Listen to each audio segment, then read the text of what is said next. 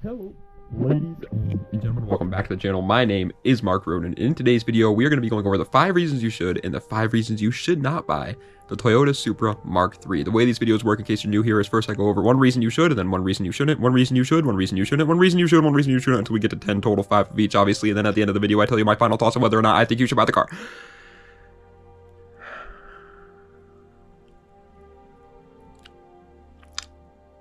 Alright. Media of the day is How Do You Like Me Now by Toby Keith. It's a country song. It's like a 90s country song. Dude, it is a banger. Rest in peace, Toby Keith, man. Oh, man. He made some absolute heaters. If you don't like country music, obviously don't listen to it. But if you do like country music and you've never heard this song before, you are missing out, my good friend. It is a banger song. Absolutely love it. Such a classic. Toby Keith in general is just an icon. Like, he's just an icon. But without further ado, let's go right into it with 5 reasons you should and the 5 reasons you should not buy a Toyota Supra Mark III. And simply put, reason number 1 why I think you should buy a Mark III Supra is the fact that they look awesome. Okay, here's the thing. I know that looks are 100% personal preference. Like, there are going to be some people out there, some absolute idiots, some absolute imbeciles who are like, no, they don't.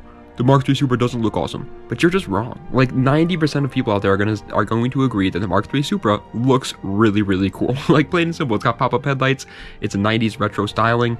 I guess kind of 80s retro styling too, if you will.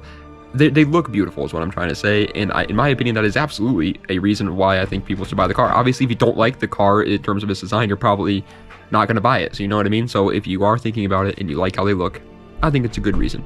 However, with that being said, reason number 1 why I think you should not buy a Mark III Supra is unfortunately the price of them. Yeah, it's kind of a no-brainer that nowadays in the big 2.6, a lot of those old JDM 90s, 80s, JDM, early 2000s JDM cars that we all love and we all want to own are just really not worth the price anymore. And it kind of is sad. They have that JDM tax on them, and the Mark III Supra is exactly the same way. It used to be underrated, and you could find like a Mark III Supra for like $3 grand running and driving. Nobody really cared. But yeah, it's like, it's near impossible to find a driving good example under 5K, and it's getting to the point where it's even pretty hard to find like a decent example of one under 10 grand. And like, that's just sad, because realistically speaking, the car's not worth $10,000, but people are selling them for $10,000, and so unfortunately you got to cough up a little bit of extra dough for the Mark III Supra. However, staying in the realm of like finances, I guess, money, reason number 2 why I think you should buy a Mark III Supra is the fact that I do think they are a good investment, though. Like, if you do, okay, here's the thing. There are obviously cars in the car community that rise in price. There are cars in the car community that decline in price. But once they hit the bottom of their like depreciation curve, most enthusiast cars will eventually start to climb back up in price. And that is, in my opinion, the Mark III Supra. Again, I just said it 2 seconds ago, but 5 years ago, you could find a Mark III Supra for $3,000. A nice example of one for $3,000. Nowadays, it's impossible to find under 10K. Just imagine where it's going to be like in another 5 years. If you do buy a Mark III Supra and you know that you're going to take care of it and you know how to do routine maintenance on a car, and you take good care of your Mark III Supra, I do believe that in 5 years time you will make money on this car, which is obviously always a cool thing. Now obviously if you build it up, wide body it, slam it, give it negative 20 degrees of camber, obviously it's not going to be worth as much, but you know what I mean. If you take good care of it, keep it stock, keep it relatively, you know, OEM plus, I guess you could say, I think it'll pay for itself in the long run. However, reason number 2 why I think you should not buy a Toyota Supra Mark III is simply put the stock performance. Unless you get the turbo models, the bi-turbo models or whatever, I believe those ones came with the 1JZ GTE, which is 100% a good motor, don't get me wrong, but that's very hard to get, especially as an American. The ones that we're going to be getting as Americans are 2JZ GEs, and at that point, it makes 225 horsepower in a pretty heavy car, actually. Like, a lot of people probably think they're like really lightweight because they're a 90s Japanese sports car, but they're not that light, actually. They are like, they're lighter than like an SUV or like a modern Supra, obviously, but they're not that much lighter. And so the stock performance of a Mark III Supra is definitely something that you might wish was a little bit better to say the least, especially if you're going from like a higher horsepower car that's, you know, like, let's say you have like a Corvette or something, you go from like a C5 Vet to like a Mark III Supra. It's going to be a little bit disappointing in terms of its performance.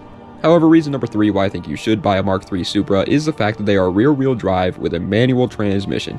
Yeah, we mentioned earlier, well, 2 seconds ago actually, how the performance on these cars, bone stock, isn't anything to write home about. But that's not the end of the world when the car is rear-wheel drive with a manual transmission. How many times do I have to explain it to you people? Okay, every car guy will tell you that a rear-wheel drive car with a manual transmission is just the holy grail of cars. It just is. It's everything you could possibly want in a car. Is the stock performance a little bit lackluster? Absolutely. Are you still going to have an absolute blast with your Mark III Supra? Abso-freaking-lutely. Because why? Say it with me. It's rear-wheel drive with a manual transmission. It's always just great. It's the best combo. I know there are going to be some people out there that argue that front-wheel drive is better or all-wheel drive is better. That's fine, man. If you like them better, that's fine. But there's no denying the fact that the vast majority of car guys like rear-wheel drive with manuals, myself included. However, reason number 3 why I think you should not buy a Toyota Supra Mark III is the fact that they are old, man. They are very old cars. And because they're very old cars, they're literally at least 30 years old. Some could be even close to 40 years old at this point, which is insane. They're old cars, but because of that, it means that they're very sketchy to go look at them. Not because like the owners are going to like shoot you on the spot and rob you for your lunch money. No. It's not like you're trying to go buy a E46 325i in the hood, but it is sketchy to look at in the sense of you never know what that car is hiding. It could have a ton of rust. It could have a horrible electrical problems that is just kind of hidden away right now, but within a month of ownership, it rears its ugly head, and now you have a serious problem that's a very annoying, expensive, time-consuming job to fix on the car because they're just old, and they've reached that point, unfortunately. However, with that being said, reason number 4 why I think you should buy a Toyota Supra Mark III is the fact that they are reliable. Now, I know what you're saying. I know what you're thinking. How does that make any sense? You just 2 seconds ago said that they're sketchy to look at because of the fact that they're old, so most likely they're going to have some reliability issues. Absolutely. But if you somehow manage to get a good example of one, if the cards go in your favor and you win the gamble on your Mark III Supra and it turns out to have no hidden issues, then your Mark III Supra is going to be a reliable car. Okay, the motor is reliable as hell, the transmission is reliable as hell. The diff I've heard is kind of a little bit weak. The rear differential I heard is not the best in these cars, but it's not anything horrible. But it's a overall reliable car. It is a Toyota at the end of the day, and so because of that, they will do their job. Reason number 4, however, why I think you should not buy a Toyota Supra Mark III is another kind of like problem that comes with age, if you will, but this one it's just a little bit more prevalent, I feel like, in the Mark III Supra than other cars. These things rust and will leak like crazy. Not like leak oil, like it probably does leak oil a little bit here and there because again, it's like a 30-year-old car, so obviously it's going to do a little bit of that. It might leak a little bit of coolant, maybe some power steering fluid, who knows. But what I mean is the like seals, like the rubber seals on the windshield, rubber seals for the sunroof or the windows or whatever, those leak like crazy, and the rust on these cars is very, very, very bad. Even for a 30-year-old car, Mark III Supras I see a lot with tons of rust. Again, it is 30 years old, so it's not really the car's fault. Back in the day, it wasn't rotted out, obviously, but nowadays they're just really, really rusty. So if you find one with some rust, don't take the gamble. Just stay away from it. However, reason number 5 why I think you should buy a Mark III Supra is the typical JDM thing, the typical JDM selling point, I should say, the aftermarket support. Yeah, the aftermarket support is just through the roof, obviously. It's a Japanese sports car. It's a Toyota Supra nonetheless. Obviously, Toyota Supras are probably the biggest name in the Japanese sports car world, maybe besides GTR. It's either GTR or Supra. Those are the 2 biggest names in the JDM world. And so because of that, even the Mark III has a ridiculous amount of aftermarket support available for it, whether it's exterior, cosmetic mods, or interior mods, or performance mods, especially since the engine in this car is a 2JZ GE. That motor was put in a ton of different Toyotas, a ton of different sport car Toyotas, IS300, SC300. The Mark IV Supra even had the 2JZ GE. There is a ridiculous amount of aftermarket support for these cars out there. You'll never really run out of things to do to it, which is always great, obviously, and all kinds of different price points and stuff like that. However, unfortunately, with that being said, most of that aftermarket support isn't going to do too much for the car, because reason number 5 why I think you should not buy a Toyota Supra Mark V is unfortunately the fact that the tuning potential on these cars is just worse than the Mark IV. Now again, if you're getting a 1JZ GTE powered Mark III Supra, then obviously this does not apply to you. 1JZ powered Mark III Supra is a very good car to build power on, almost just as good as its little brother, the 2JZ GTE.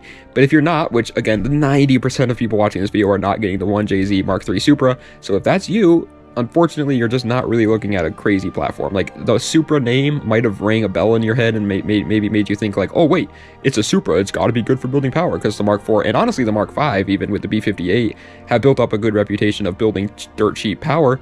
But unfortunately, that's not the case with the Mark III Supra. They're very hard to get good power out of. It's very expensive, and there are plenty of better options out there for you. Unless, again, you get the 1JZ GTE one. So my final thoughts, though. Do I recommend, I should say, buying a Mark III Supra for you? Well, the only people that I can safely recommend a Mark III Supra to are those looking for a project car and have the money to buy a 1JZ powered one. Otherwise, it just doesn't really make much sense to me, and they are very, very old cars, so the problems are going to be there for sure. Even if you get really, really lucky and you manage to find a Mark III Supra with low mileage, well kept by an old man, and you somehow find that for like 10 grand and you get like blessed, it still is going to have some hidden problems within a couple of months of ownership. And the stock performance, and even honestly the modified potential for performance on the 2JZ GE powered ones are just not that great. They are pretty cheap, I guess, and they are super cool cars overall, so building one up to be a race car makes total sense, again, if you have the money and you're going to buy a 1JZ GTE powered one.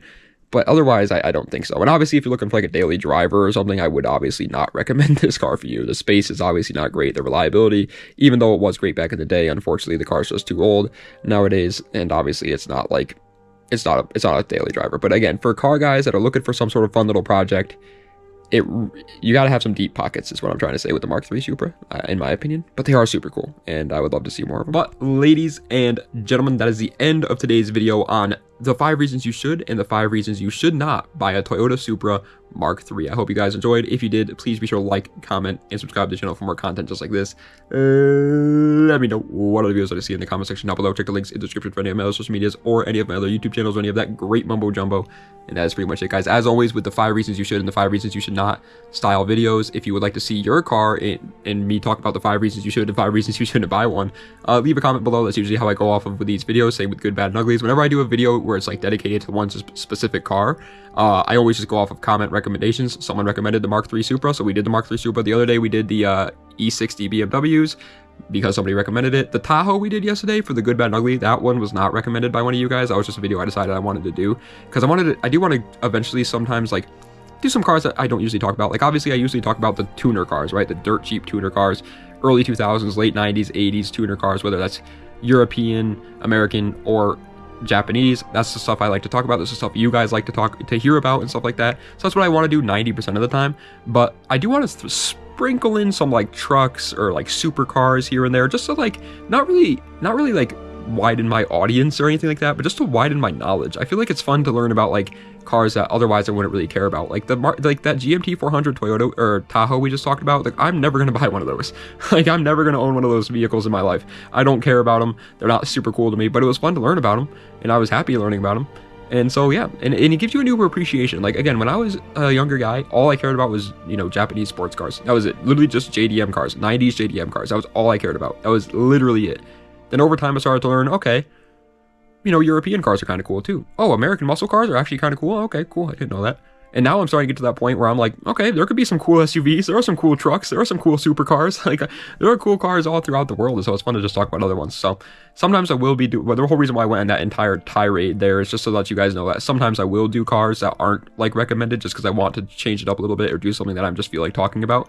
But 90% of the time, these good, bad, and uglies and the 5 reasons you should and 5 reasons you shouldn't are off of recommendations. So if you want to see your car, leave a recommendation below. But either way, thank you guys so much for watching. I appreciate it. Das Vidania, and have a nice night.